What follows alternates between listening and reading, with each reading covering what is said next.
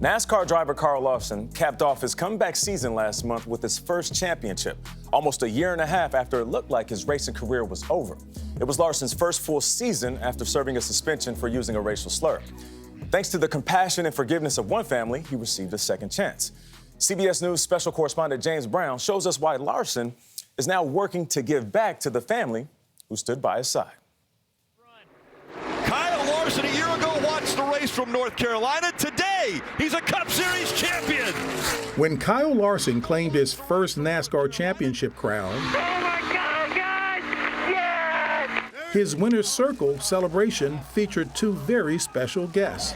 Way to go, man. Michelle and Anthony Martin are co-founders of Philadelphia's Urban Youth Racing School, an organization that connects young people of color with the racing industry. They remained steadfast in their support of Larson during his tumultuous title run. They're great people, and I'm very lucky to have them in my life. In April 2020, Larson used the N-word while speaking with a white colleague on headset during a live-streamed virtual race. You can't hear me? Hey, Nick. Wow, big. Kyle, you're talking to everyone, bud. Larson's racing team fired him, sponsors dropped him, and NASCAR suspended him for 6 months. But after a tough conversation, the Martins stood by his side. You were very pointed in saying you wanted to know who was the real Kyle Larson. Have you found out who the real Kyle Larson is? I have. And he is who I thought he was in the very beginning. Meaning? He was the same kid that I met in 2017 who just happened to make a mistake. He needed help to understand what he really did. Michelle, you also understand the environment that we live in right now. At the public square, we are a very divided country. Absolutely.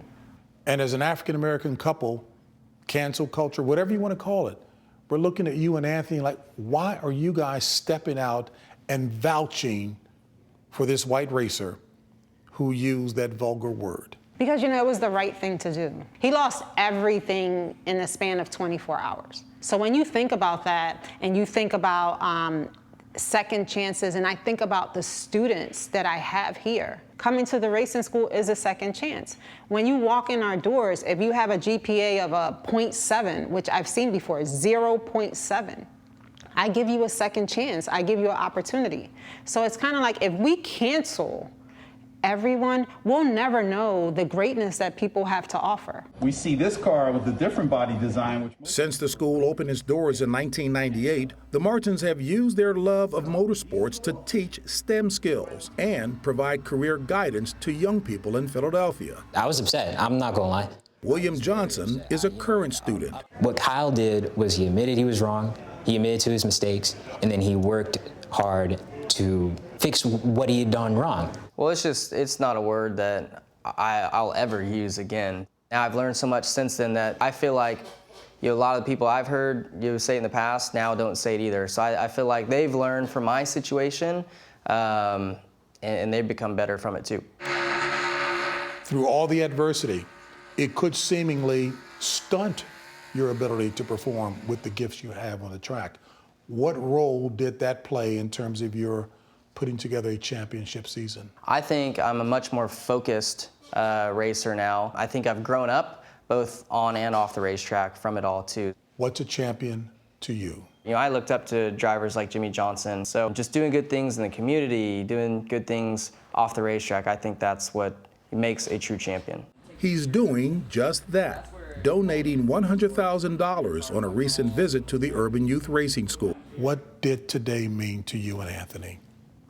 At the core, Kyle coming just really solidified what the rest of our relationship moving forward is going to look like. I think that when our students understand this story and listen to this story, I really would want them to think, hey, you know what, one day somebody, if I merit it, somebody will give me a second chance. That's what I hope that the kids took away from it today.